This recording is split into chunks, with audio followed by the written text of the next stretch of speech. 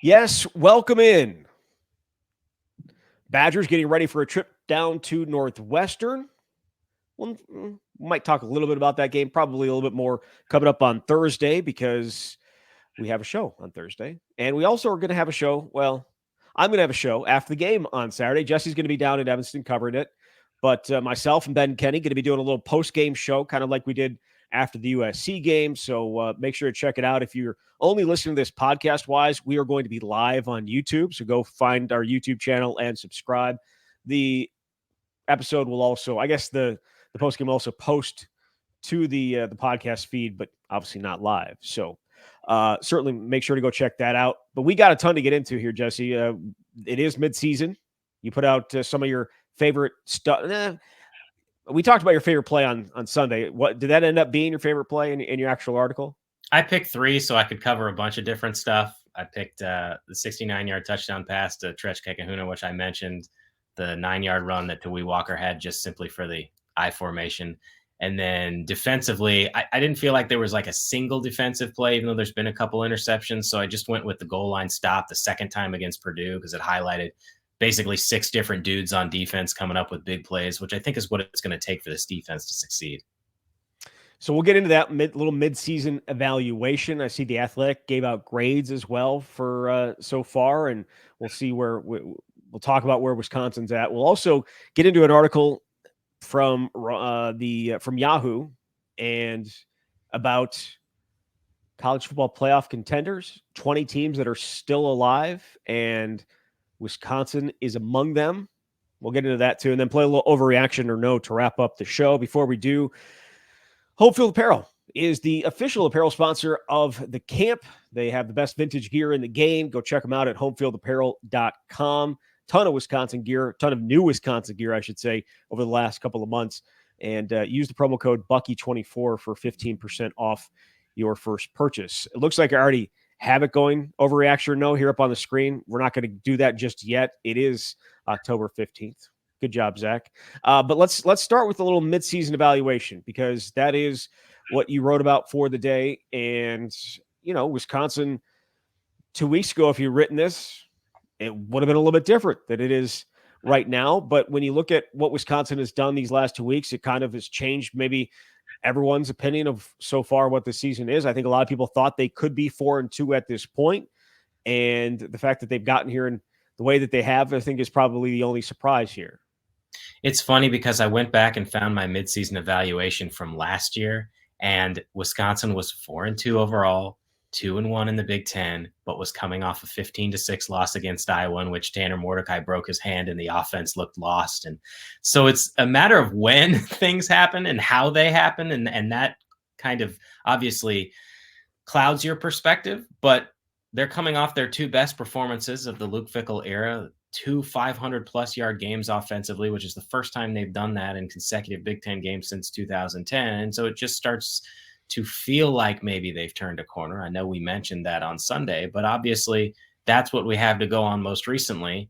And that's why it feels like a little bit more optimism right now. So you went with your best surprise in it. You didn't do it player-wise, right? You did it by maybe some of what has happened the last 2 weeks. Is that accurate? Yeah, I don't know if there was a single player, and certainly we could discuss who that could be. Elijah Hills is someone who comes to mind. But I felt from the kind of overarching standpoint, it's what's happened these last 2 weeks, specifically with the offense, because when they were 2-2, we had a ton of questions. The 2 wins that they had were closer than expected. The offense wasn't exactly humming consistently, and we know what happened against Alabama and certainly in the second half against USC. So what they've been able to do these last 2 weeks just kind of feels like the identity that Luke Fickell has wanted to have for so long with this offense. And like I said on Sunday, it felt as though Phil Longo called his best game. And it's a surprise because of what we saw the first 4 games. At that point, they were averaging 21.5 points per game, which was 2 points fewer than a year ago.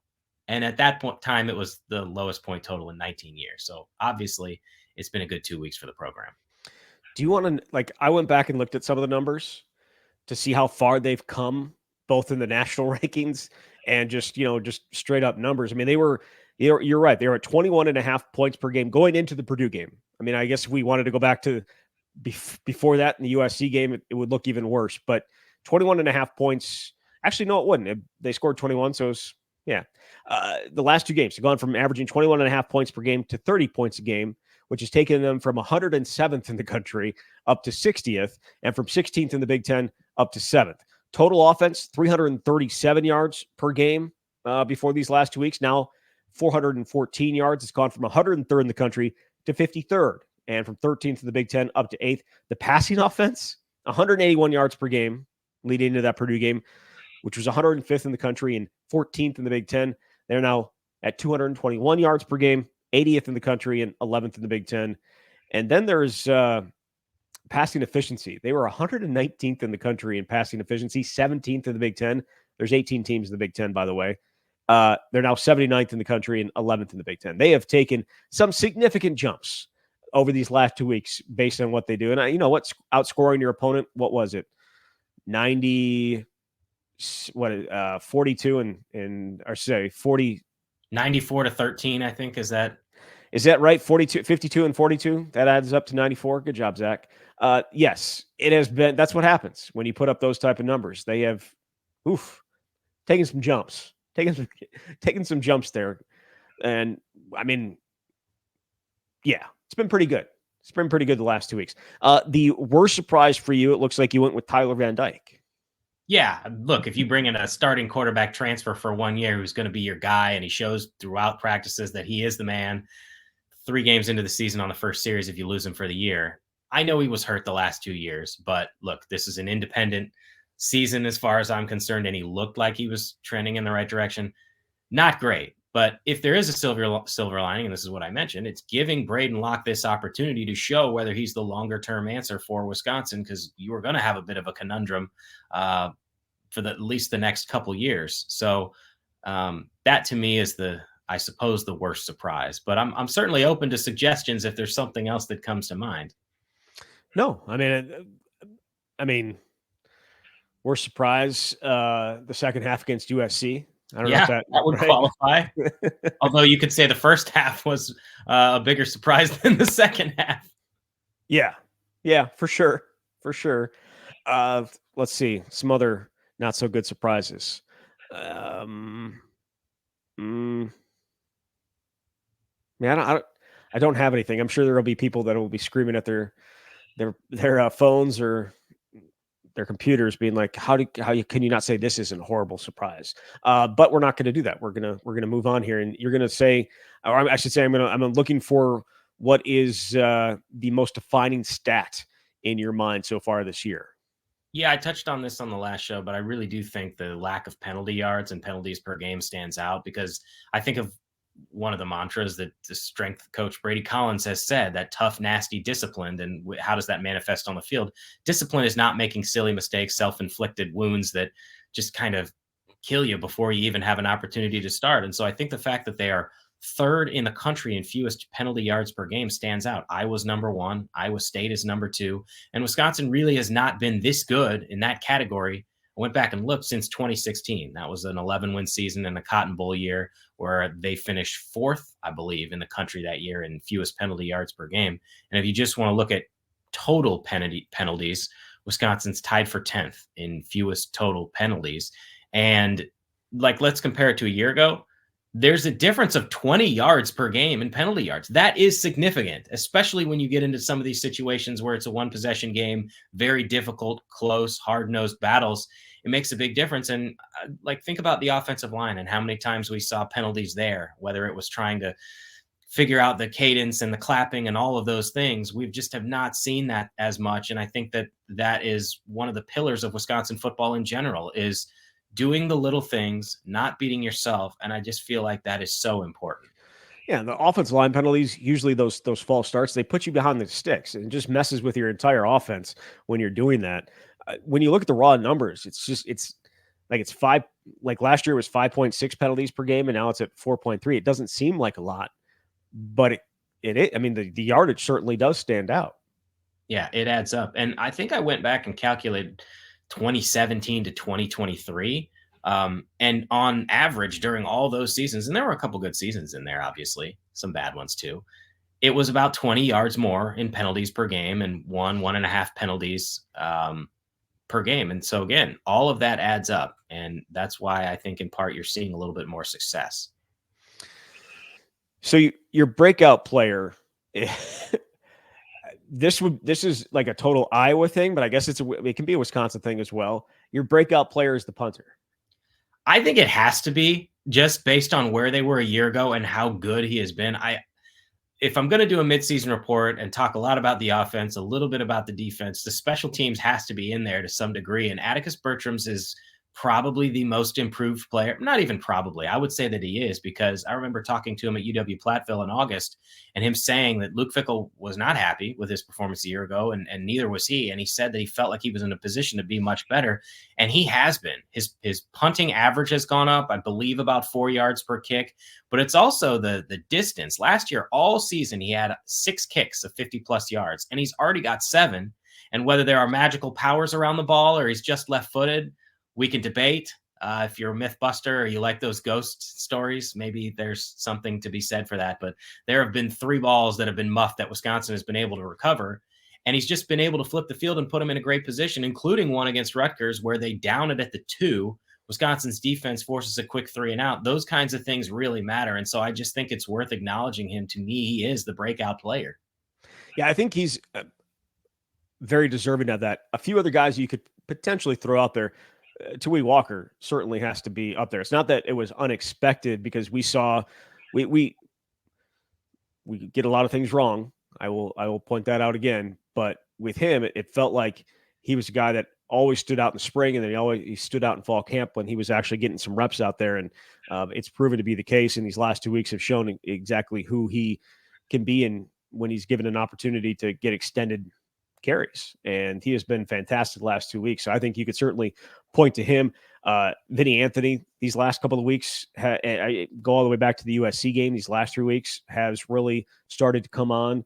Tretch with the one big game that he had, but he also had a number of important catches this past week, namely one that was about to get picked off that he plucked out of the air, and the next play was a touchdown for Tui. So there are a number of guys on offense you could point to, but I think Atticus certainly is, worthwhile.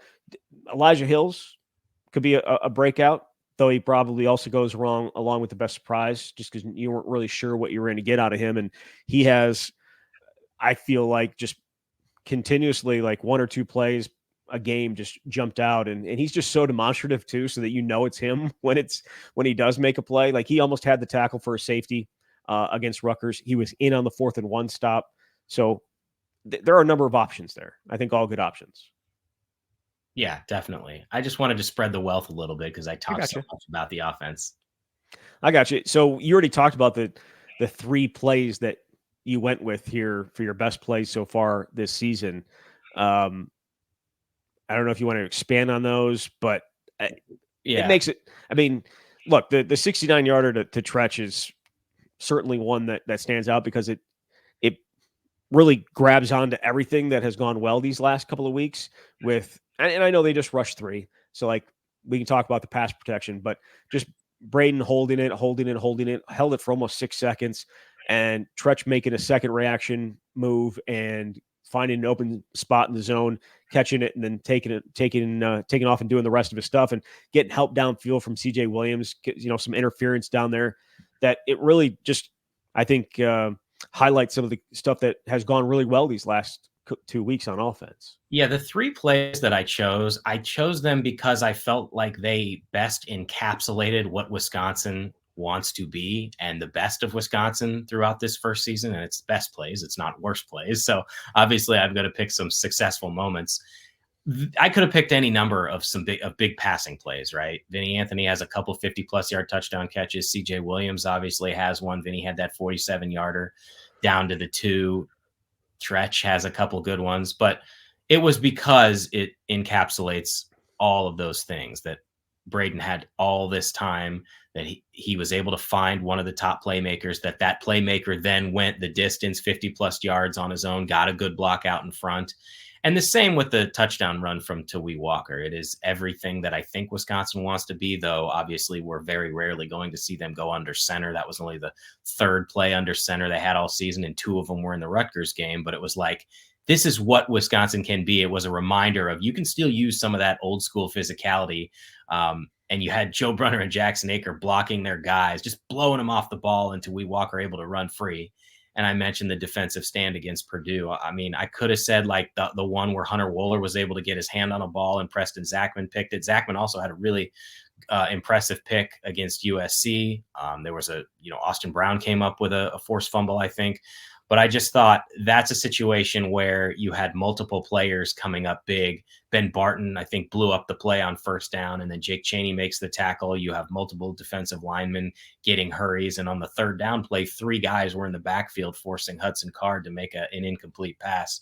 So those were the 3 plays that I went with. I think they're all good choices. There are a number of different ways you could have gone with it, but I think that certainly makes sense. Your biggest remaining question right now is obviously, can Wisconsin continue the momentum from its last 2 games into the second half of the season? And I'm going to ask you that question. Well, I certainly think they're going to beat Northwestern, and they darn well better, even though the Wildcats give Wisconsin fits and it's coming off a very good game. And now I can't remember, since you're looking at it, the record of the teams that they're playing after that. I think the next 4 opponents are 15-2 in Big Ten games. And what's 21-3. It's remarkable. And so this probably gets into the next question about predicting a final record, but I think that it feels as though the ceiling could be higher for maybe an additional win from where we thought, but it's an extraordinarily difficult stretch. And Luke Fickell has said a couple times now, we've got this mountain to climb, and he recognizes and acknowledges how difficult that stretch is going to be.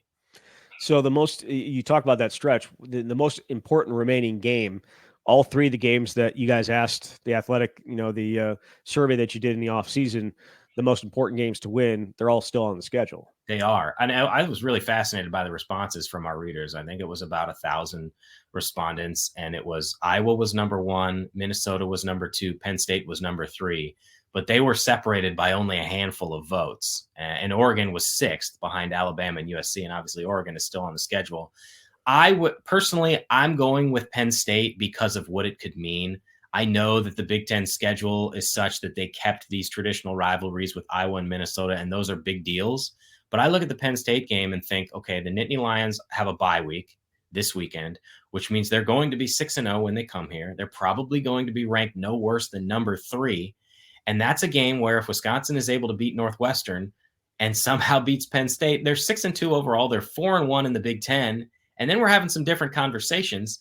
And they have not beaten a team ranked in the top 3 since that 2010 game against Ohio State at Camp Randall when David Gilreath took the opening kickoff back and the Buckeyes were number 1 in the country. So those kinds of opportunities, they obviously don't come along often. Now, they had one earlier this year against Alabama that did not go well, but they also haven't beaten Penn State since 2011. I know they haven't gotten a ton of opportunities. So I also think that's why fans voted Penn State as high as they did, because Penn State is still a big name, a big deal, and it's just not a team you consistently see where Wisconsin's winning those matchups. I believe Penn State plays Ohio State the week after Wisconsin. Yes. So maybe a look ahead, maybe. But, Penn State needed a comeback this past weekend to get past USC, who has obviously fallen off, losing 3 of 4 with their lone win here being against Wisconsin at home. But the opportunities there for Wisconsin in this schedule, you talk about those top 3 opportunities, or I should say top 5 opportunities, and had one against Alabama, didn't go well. Could have one. We'll have one against Penn State. We'll see. And then potentially have one against Oregon later in the season. There are some opportunities, and it's why they still have a shot. We'll get to here in a second, have a shot at potentially being in the playoff. But before we do that, you did say this on Sunday, and you're sticking with it. Your predicted final record has not changed from the beginning of the season. When we did our picks before the year, I said 7-5, and I'm going to stay with it. Just looking at what feels realistic, I do think they'll beat Northwestern, but I said before, I'm not going to pick them against Penn State or Oregon. I think they have the capacity to earn a split against Nebraska and Iowa. Look, they could win both of those games. it's just a matter of how much confidence you have in them and how well they're playing at that moment. And I think that there's a win out there for them against Minnesota at that 11 a.m. Friday game the day after Thanksgiving, and that would add up to 7-5. And I do wonder how fans would feel about a 7-5 record this season. I know most people projected 7-5 or 8-4. It probably depends on how Wisconsin plays, but that's kind of where I lean at this stage. I think it's a completely fair thing to do. The remaining schedule, I think it was last week, so it was before the Rutgers game. But 5 of the last 7 opponents were in the top 25 in stop rate in the country. Now, one of those teams that was in the top 25 in stop rate was Rutgers.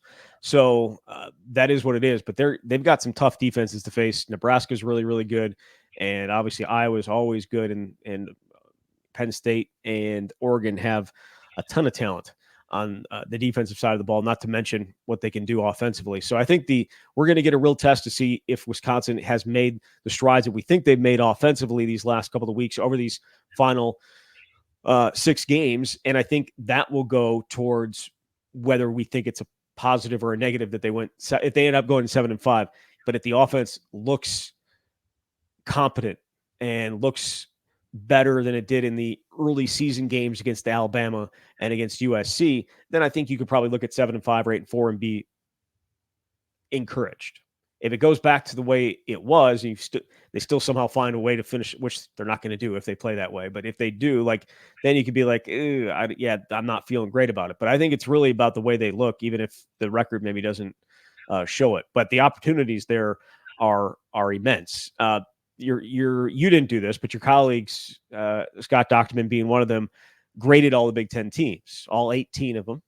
And Wisconsin got a B- so far. Now, I wonder what that grade looked like 2 weeks ago. My guess is probably a D or something like that. But they gave them a B- and, said that they are on the way up. Do you feel okay with that grade? Is that what you would have given them had you been doing that exercise? I think that's fair. And obviously the last 2 weeks have a huge role in that. It's why my midseason evaluation is the way that it is. So they're 4-2, they're 2-1. There's a lot of Big Ten teams that are not in that position at this stage. So the way they played the last 2 weeks, before then, D sounded pretty fair because they just had not been good enough in any one area. But they've clearly found something here these last 2 weeks, and we'll see whether they can carry it forward here in the second half of the regular season. Delivered a couple of Fs. Probably well-deserved Fs. Purdue and UCLA, 2 of the tougher to watch teams, I would say, even though Purdue, just that comeback against Illinois was ridiculous. But for the most part, Purdue's been very, very tough to watch this year. I mean, obviously the Wisconsin game, but go back to the Notre Dame game and the way that they got handled in that one is just, I don't know that Ryan Walters makes it out of this season. Right? I mean, it's not looking great. It doesn't feel like they're going the right way, and they still have a bunch of tough games left. Indiana A+, Oregon A+, Penn State an A, Illinois an A, Ohio State an A-. Those are the 4 that are the 5 teams that got grades in the A's. So I think that's probably fair. So story from Yahoo, Ross Dellinger and Yahoo, they did their 20 playoff teams that have lost but are still alive, and Wisconsin is listed among those that I believe is called crazier things have happened. And Iowa is in that mix, and Ole Miss is in that mix, and Colorado's in that mix. Even Washington State is in that mix, but Wisconsin also in there saying, and they said, what's left? Unfortunately for the Badgers, they still play the top 2 teams in the Big Ten right now. They get Penn State in 2 weeks and Oregon in a month, both at home. I don't know that that's why. I don't know that I would say that's unfortunately. You know what I mean? Like I would say if they didn't have those teams on the schedule, I don't know you could put them in this category. Without those 2 wins, they have no shot of making the playoff, right? Like 10-2, but replace those with UCLA and what? Illinois. Well, Illinois is not a good example, but just throw somebody else in there that is not at that level, and you wouldn't be sitting here and saying Wisconsin has a chance as a 2-loss team. If you don't, it matters who you beat, just like it matters who you lose to. I think that's just a reference to the unfortunate aspect of it is that they will be required to beat the two of the best teams in the Big Ten. I get where they're coming from, but yes, absolutely, that's why there is a path forward, and I think it's fascinating. Do I think it's going to happen? Obviously, I do not, but that's what makes a 12-team college football playoff field so fun, because in any other year, you get two losses, you're out of the conversation. You're just wondering what bowl game you're going to finish in. And like I've said many times before, now you're in a spot where you don't even have to get close to qualifying for a Big Ten championship game to put yourself in position to be a playoff contender. And if they were to go, let's just get crazy, since crazier things have happened, 10-2, win their last 8 games, beat a team that is third in the country, maybe it's another team that's second in the country. And let's not forget, there's a potential that Iowa could be ranked. Certainly Nebraska could be ranked by the time those teams play each other. That's 3 ranked teams, four quality teams. And you would probably be one of the 5 hottest teams in the country at that point, because obviously there's probably going to be an undefeated team, but yes, they are in. So that's the beauty of a 12-team college football playoff. Why there is hope. This is according to Yahoo and Ross Dellinger. The Badgers pounding at Rutgers this past weekend proves they can beat good teams, but can they beat great ones? That is, I mean, that we talked about your biggest question, momentum wise. I think that is as good a question as any. There are 2 great teams left on their schedule, Penn State and Oregon, and 2 really, really good teams. I think we'll see good teams in Iowa and Nebraska. Both those teams, I think, are certainly better than Rutgers, even though it was only 14-7 that Nebraska beat Rutgers by.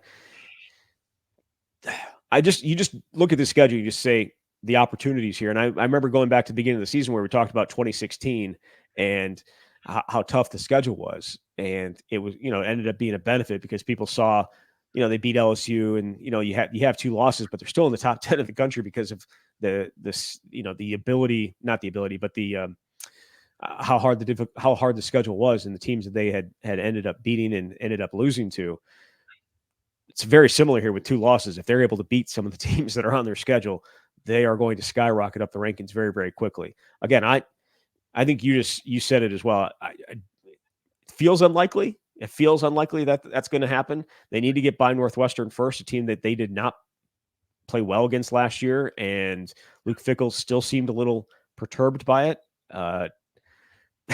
He was asked about how ridiculous, about the stadium and how, it's a different environment. He's like, yeah, we can't really say anything based on the way we played last year. If tell us to play in a parking lot, we will.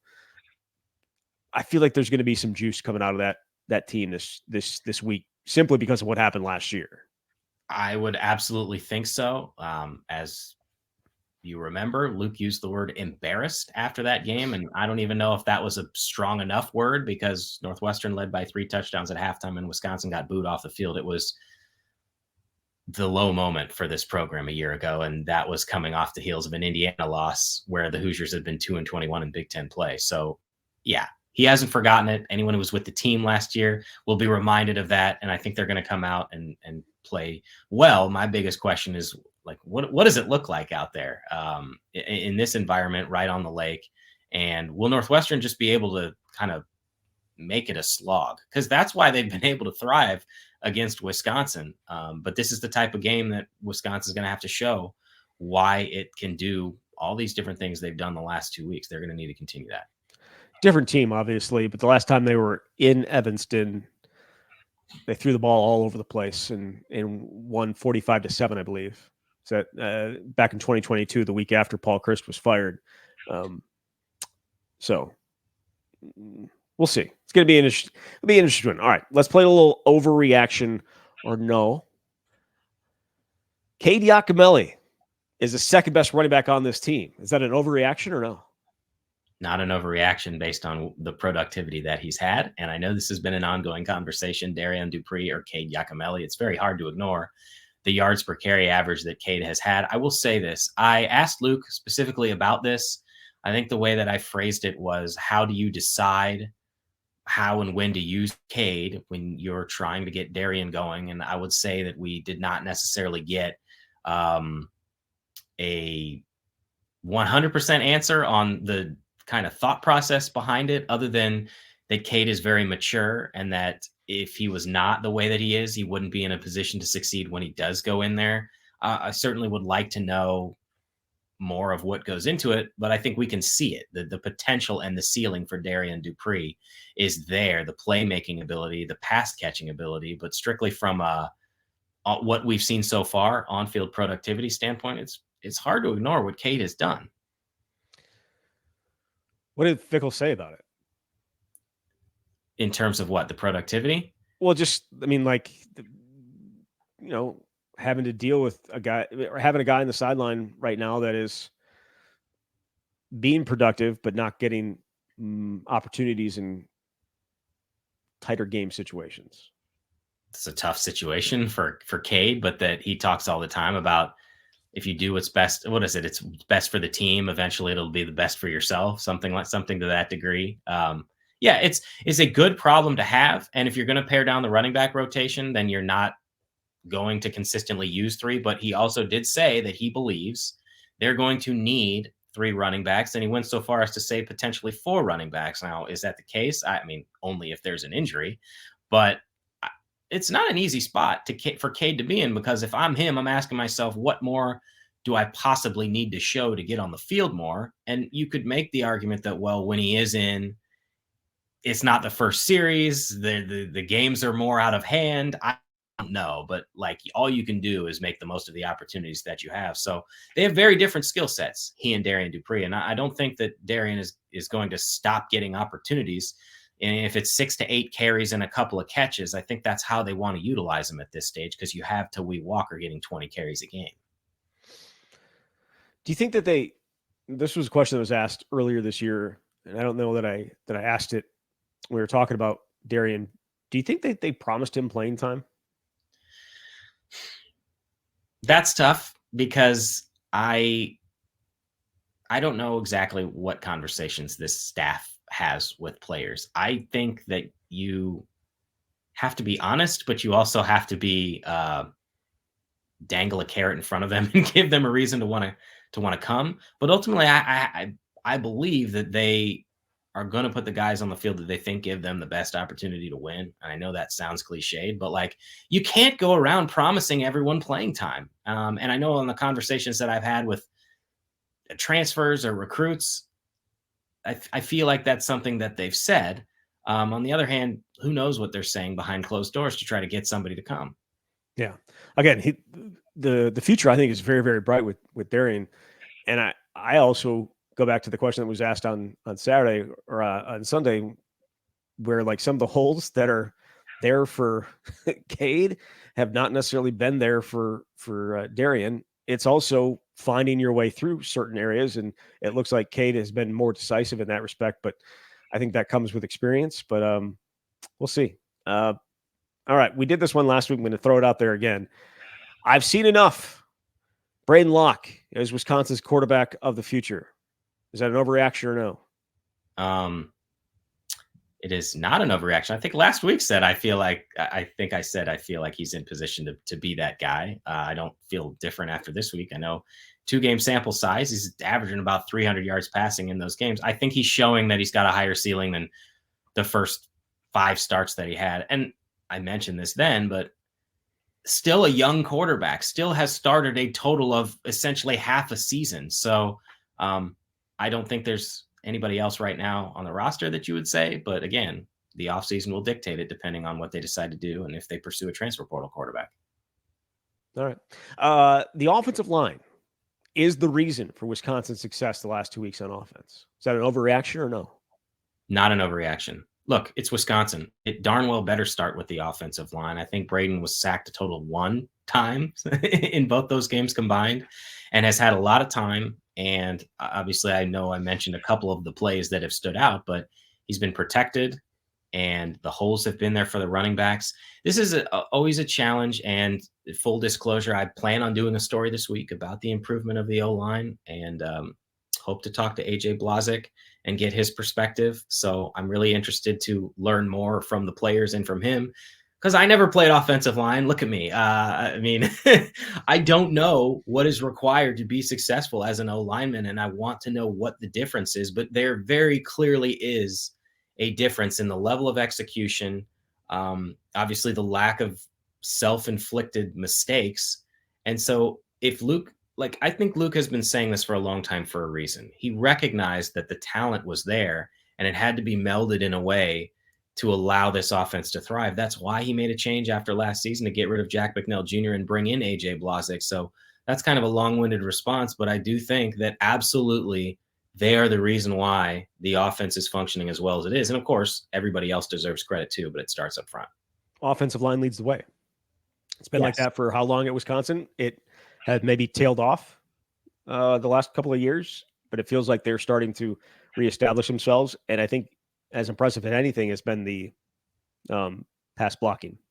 Yeah, So, here's a question for you about the offensive line, because I've been wondering this is, it best is subjective. I think we look at 2010, 2011 and see that basically everybody on the roster ended up in the NFL. But I'm just wondering, the way they're playing, best offensive line Wisconsin has had, or most effective since when? Obviously, the last 4 years, certainly none of those offensive lines were great. And I'm not saying that this one is great, but the way things are trending, it just feels like this is one of the better units that they've had in at least a little while. But I'm not really sure which one to compare it to. Obviously, I know 2017 they had 3 All-Americans, but that's based on the success that the rest of the guys have too. 2019. Yeah, that's the last really good Wisconsin team that won 10 games, went to the Rose Bowl. Yeah, I'd say, 2019 is there. The 2018 line was considered to be, face on the cover of Sports Illustrated, having fries and shakes with you over at, what was it, Red Robin? Red Robin, man. Boy, that took a few days to get past. But I digress. Yeah. So, that they're up there, obviously. It's been a while. It is. And it's also depends on some of the talent behind them, right? Yes. When you have JT running, how much the offensive line certainly matters, but he covers up some of those issues. I think if you don't have it, I thought Melvin probably did the same thing as well in 2014, because I think one of those guys ended up going and playing in the NFL. I think it was just Tyler Merritz was the only one that actually ended up playing. I think there were some injuries to other guys that kind of cost them their ability to go on. But it's there. It's how many of these guys are NFL guys? Like, I think Jack Nelson's obviously going to be an NFL guy, and Riley Mallman's an NFL guy. I wonder about Joe Brunner too. Joe Brunner's probably an NFL guy. Mm-hmm. The other two, like, I think, Jake, injury, what, like, can he be? I think that there's a chance. And maybe even Joe Heber. I don't know. It's tough. Trying to grade and analyze offensive line play is the thing that us as reporters and us and fans, for that matter, that don't really know the ins and X's and O's of everything that goes on along the offensive line, trying to grade that play and say, oh, yeah, this guy's really, really good, is kind of tough. We can point out the obvious stuff. Oh, that guy can't pass block because he gets beat off the edge every single time. Or, he did, oh, that guy held, he sucks. Like those, like that's kind of like sometimes the depth of analysis within the moment. However, the story that you're going to write is going to give probably people a little bit better idea, or hopefully will give people a better idea of exactly what has happened this year that has allowed it to happen. And that's what we have to do. We have to rely on those guys to tell us why it's been better and why they've made the improvement they have over last year. But in terms of best line, that's tough. I think that's tough at this point. And it's probably going to be easier to look back at and be like, wow, they had a ton of talent on that line and they all went to the NFL. But in the moment, I remember before that 2010 Rose Bowl, they were talking about that being the best offensive line since, of all the Rose Bowl teams that they had, that was the best offensive line. And then they went and lost the Rose Bowl, and all the previous guys were like, not the best line, didn't win the Rose Bowl. And it's kind of like, well, that's not necessarily fair, because it wasn't simply on the offensive line that they didn't win that Rose Bowl. And the same thing with the 2011 group. Like that's a really, really good group. But hey, didn't win the Rose Bowl. Can't be the best. Only scored 38 points. But well, sure. it was kind of funny. You go back to the Texas USC Rose Bowl that was the national championship, and you had ESPN talking about, is USC the best team ever? And they were like pairing them off against other teams that were the best team ever, and they had not even won the national championship yet. And everyone's like, guess not. Is Texas the best team ever? So not allowing the season to play out and trying to make a decision on whether this is the best line since probably isn't overly fair to them or anybody else, but that's what we do. So I would say probably the best since 2019 at least. We'll go with that, which leads me to my final overreaction or no, because this is another question I got. This is the best Wisconsin team since 2019. Is that an overreaction or no? Man, this is so ridiculous, because this is a question that there's not a chance in hell we would have ever asked 2 weeks ago. Yeah. This would have been, is this the worst team since, whatever, since the last time they didn't go to a bowl game, since 2001? Is this the worst team since 2001? Like, and now we're at this point where it's like, oh, they beat Rutgers and they beat Purdue, and it's now best team since? Look, the only other team in the conversation here, and we've got a 5-year sample size that's largely been bad, is 2020. Average. All right. Well, by Wisconsin standards. Yes, bad by Wisconsin standards. And so yes, we've all been spoiled. But 2021, that team ended up 9-4. They look, at the time, those teams were ranked, beat number 25 Purdue, beat number 9 Iowa. Most overranked team in the country ever. Yeah. They got up to number 2 that year, and then lost to Purdue, and then lost to Wisconsin. Going into that Minnesota game, I think Wisconsin was 14th, right on the cusp of what, in a 12-team playoff field would have been possible, but they lost that game, and that defines the season. So Wisconsin's 4-2 right now, and I'm not ready to say that even they are better than the 2021 team.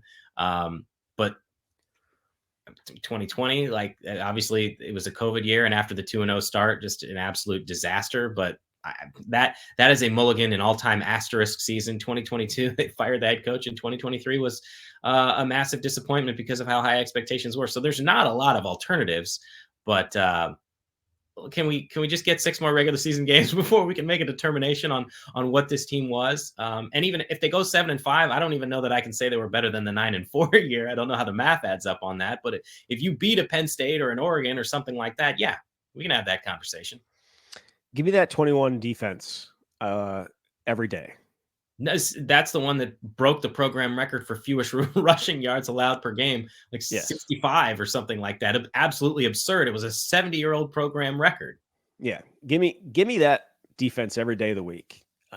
I know in the Minnesota game, they kind of got, I don't want to say exposed, but they used there's a lot of man beaters that Minnesota used, but no, yeah, give me that defense every day with Leo Chanel and Jack Sanborn and some of the dudes that they had, and Keanu Benton and obviously Nick Herbig. Like, yes, give me that defense. I mean, when we talk about standouts and you're able to just name off names of guys that stood out, and then you go to this defense and you're like, yeah, I mean, there's some good players here, but that defense had some dudes. So we'll see. Wisconsin, again, going to take on Northwestern coming up on Saturday. We'll talk about that game more in detail on Thursday. But Jesse, thank you very much. Thanks, Zach. All right, there he is, Jesse Temple from The Athletic. You've been listening to The Camp.